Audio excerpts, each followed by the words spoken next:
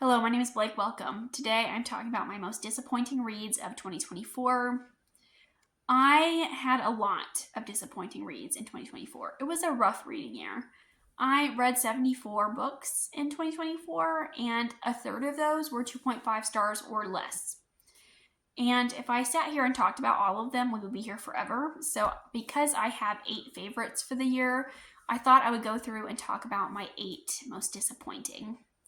I tried to rank them, but I don't like ranking things, so this could be different on any given day. But in the moment that I ranked these, this is where they laid. And first up, I have Annihilation by Jeff Vandermeer. In this book, we follow this team of scientists as they go into this Area X, which is an area that has been cut off from the rest of the world, and scientists want to go and study it. And we follow this group of scientists as they're going there to write down all the things that they see and their experiences there. And I should have loved this one. I love the idea of sentient plants and kind of untouched land, and the idea of this nature horror is excellent. And I feel like the setup and the ideas for this were very interesting, but I didn't like the execution. I feel like there were so many things about this that were left to your own interpretation, and I don't really love that. And I felt very detached from our main character. She doesn't seem to have any emotion. And the characters that are there with her, the other scientist, I felt very detached from them as well. And we don't even know their names because they go by titles. So it was a very odd situation, and I feel like I didn't really even know how this book ended. And there were a lot of situations where you're like, is this really happening, or is the main character crazy? So nice ideas, but I didn't love how it ended. And as the book progressed, I became increasingly frustrated with the fact that I didn't really know what was going on, and we received no explanations for anything. Next up, I have Bride by Ali Hazelwood. I knew I wasn't going to like this one. I was so hopeful, though, and I'd been hearing such good things. So many people were talking about Ali Hazelwood's first fantasy. It was getting 5 stars left and right. I have a friend that really likes Ali Hazelwood, so I liked the setup of this. We have vampires and werewolves that have been at war with each other for centuries, and they almost killed each other off many years before, and their treaty is kind of ending. So in order to preserve the treaty, this vampire lord sends his only daughter, Misery, to marry the alpha werewolf in the hopes of reconciling their treaty again. And I liked the themes in this. I liked the lore of the vampires and the werewolves. I do like vampires and werewolves in general. When I was a teenager, vampires and werewolves were everything in books, and I loved the idea of vampires and werewolves being at war with each other. Anything where you have paranormal creatures fighting each other is excellent, in my opinion. And I do like the political marriage trope. And so I liked a lot of the aspects here in the beginning, but I feel like those things just fell off after the first couple of chapters. The fantasy elements kind of went away, and it just felt like a romance. Like the vampires didn't really feel like vampires, and the werewolves didn't feel like werewolves. And I was not having a good time with that. I was like, but let's get back to the werewolves and the vampires. Because they didn't feel like paranormal creatures. They didn't feel like immortal beings. They just felt like dumb teenagers.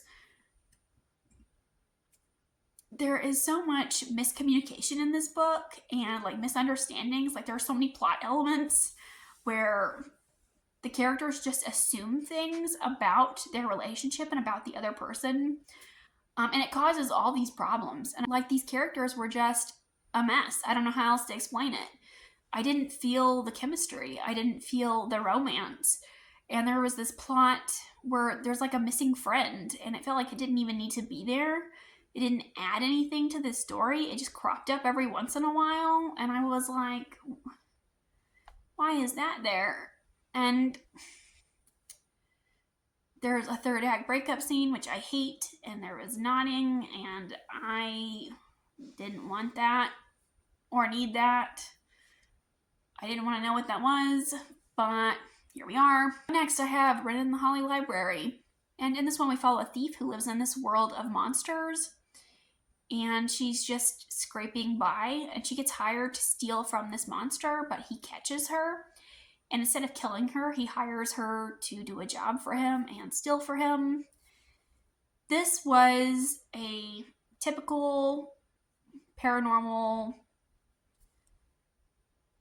new adult fantasy romance. Very cardboard cutout. There wasn't really anything unique here. All fairly generic. I was definitely bummed about this one. There wasn't enough world building for me. I love the ideas of like a world where monsters have taken over and humans are kind of beneath them, but we didn't really see very much of that. And again, I didn't feel the chemistry and the side characters. I felt didn't have any backstory. I don't know. I was very bored reading this. I did read it quickly though, which is, I guess, one good thing about it. But I have met Joyland with more personality than the characters in this book. And that was really frustrating because I pre-ordered it because it was such a beautiful edition. And then I was sad that I had to get rid of it. But I'm hopeful that the next person who picks it up loves it more than I did. Next I have We Hunt the Flame by Hafsa Faisal. And this is a very popular YA novel. I've had it on my shelf for a long time. It was gifted to me by a friend and we buddy read it this year. We were both ended up being a little disappointed by this one. And in this one, we follow Zafira, who is a huntress, and we follow Nasir, who is an assassin. And they are sent after a lost artifact. And this artifact is a magical artifact. And the Sultan has sent Nasir after it for reasons, and a witch has sent Zafira after it for reasons. And they're trying to compete with each other to get it first. And this book has a lot of pacing issues, I think. And I feel like the plot came too late. Like, I feel like we spent a lot of time just roaming around aimlessly. And it took a while for us to get to the real meat of the story. And there were a lot of things that Zafira did that just didn't make sense, or a lot of decisions that she made that I was questioning. And we had moments where there would be certain things that would occur, and the characters didn't seem to feel the emotions that they should have felt. Like, there is something that happens early on in the book, and Zafira should be very upset and emotional about this, and we're told that she is, but it doesn't feel like she is. So we have like a lot of telling and not showing. And she just kind of forgives what happens and lets it go. And like, it comes up every once in a while.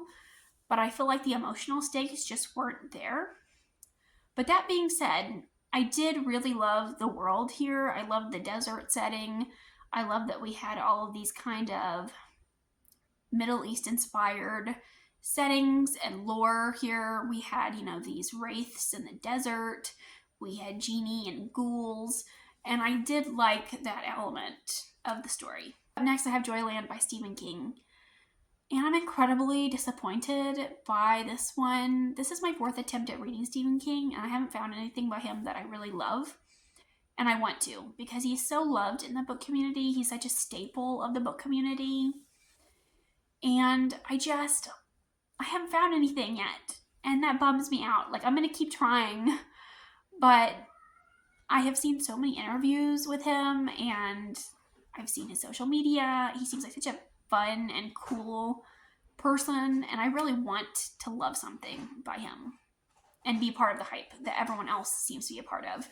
But sadly, I just haven't found it yet. We follow this man named Devin who's reflecting on his life and how in college he worked at this amusement park where a girl was murdered on one of the rides. And that is kind of the catalyst for the story. Our main character, Devin, I didn't like him. I haven't liked any of King's main characters that I've read. he's a real whiner, and he's hung up on his girlfriend who doesn't love him, and he's upset that he's a virgin, and he'll tell you this a billion times. It was really frustrating. I went into this and I was like, oh, amusement parks and dead girls. I was like, is it this park haunted? Is there a like dismembered body parts in this ride? Like, is this gonna be like a crime and we have to figure out who killed this dead girl? You know? And I was so looking forward to that aspect of the story, but I feel like we didn't really get very much of the amusement park or the dead girl. No, we just listened to Devin whine and complain for most of this book. I feel like the first 70% of this was useless information, and then like the last 25% was where the real story was. That was when we hit the actual like plot of the story. Up next, I have another Hafsa Faisal book, and that is Tempest of Tea. I'm so disappointed by this one. I'm so hyped. In this book, we follow a group of criminals, and by day they run a tea room, and by night this tea room becomes a blood den. And the city officials are kind of onto them, and in order to keep this secret, they are approached by someone who wants them to steal a ledger. So they agree to steal this ledger, and it kind of becomes a heist story. But I feel like the heisting wasn't very prominent. Like, it doesn't really come until later, and we really don't get to see very much of the heist. Like, it all happened so quickly. And we have these 5 characters that are part of this crew of criminals. And we only get to see the POVs from 3 of them. I think it would have added to the story if we got to see POVs from all 5 of the individuals involved in the heist. And we didn't really get to see backgrounds for very many of them. And there was this weird King Arthur element that was added. There was like this magic gun that was like the sword in the stone, but like it really didn't land. And then we had this thing about coconuts. And one of our main characters, his parents were coconut scientists. And this book just had too much going on. And as a result, the plot was lacking. And this is a very character-driven story, but like I didn't care about any of the characters, and I feel like the characters weren't developed enough. And I think maybe Hafsa Faisal just isn't an author for me. Sorry for the change of scenery, but I was editing on my video and I noticed that I had some audio issues, so I'm just going to refilm the end of this. Up next, I have Sanctuary of Shadows, and this was a new release. It was pitched as this kind of Night Circus meets Avatar The Last Airbender situation, and it was definitely not that. We follow this woman who is the last waterbender, and she lives in the circus, and she hides in the circus, and she discovers that the ringmaster has captured a wraith, and he's going to make this wraith perform. And our main girl sneaks some food into this wraith, and she immediately falls in love with him, and she decides to free him. And she and this wraith are so incredibly dumb. This girl takes him to hide at a nearby inn. And, like, basically, that's the basic scenario here. And if you're a bad guy, the first place you're going to check is the inn. You know what I mean? And they spend days here at this inn. And they are surprised when the bad guys find them. But it is an inn. Where else would people be hiding, you know? And she also doesn't know anything about her own world that she lives in. So there are so many info dumps. We know we're learning things about this world. And the main character should know these things, but she doesn't. So that was really frustrating for me. Like I said, very insta-lovey. It felt very unedited. And the relationship was really gross to me. Wraith has no memories of his life before he's captured. He has like a very childlike mindset. And that's her lover. It just gave me the ick. And there's also this aspect of the story that was kind of bizarre to me. It was almost laughable, the jump in writing quality for like the smutty scenes. But then everything else around that was not written to the same quality. So I was just very disappointed with this one. This was basically a romance book pretending to be fantasy. And next I have my most disappointing read of the year, and that is Voyage of the Basilisk by Marie Brennan. This is the third book in the Memoirs of the Lady Trent series. I really loved book one. We follow this woman who's reflecting back on her life and how she always wanted to be a dragon scholar, but that was a man's job. So in book one, we're doing a lot of setup. We're following her from childhood to, being a young woman and kind of defying societal expectations and becoming a dragon scholar. And I really loved book one. Our main character is not always the most likable person, and I do think that the series definitely has some pacing issues, but I still really love the idea of the series. I love the light academia feel. I love that it's written like a memoir. I love it when a character is telling us about their life and kind of reflecting back on their younger self. And I just had a great time reading that first book. And I thought with the way book one ended, I thought that with the rest of the series, we would be focusing more on the dragons, since she is a dragon scholar. But we get to book two, and I feel like it focuses more on the anthropology aspect. And book three feels more or less very similar to book two. So we are focusing more on the people and the places and kind of the journey of it. And I really wanted to focus more on the dragons. I think the anthropology aspects are good, but I feel like I'm reading the series for the dragons, and we are not seeing enough of them, in my opinion. I loved book one. I thought book two was okay. And then here in book three, this has been my least favorite. And I feel like I may have to DNF the series. I'm really sad about that, but it's not giving me what I want. And I was really hoping that we would be studying more and learning more about these dragons, because that was the aspect that I loved. So I am sad to say that I'm probably not going to be continuing on with this series, and I was very disappointed and let down by this third book. But those are my most disappointing reads for 2024. Let me know if you've read these. Let me know what your most disappointing reads are, because I would love to discuss them with you. Thank you for watching, and I'll see you again with another video soon. Bye.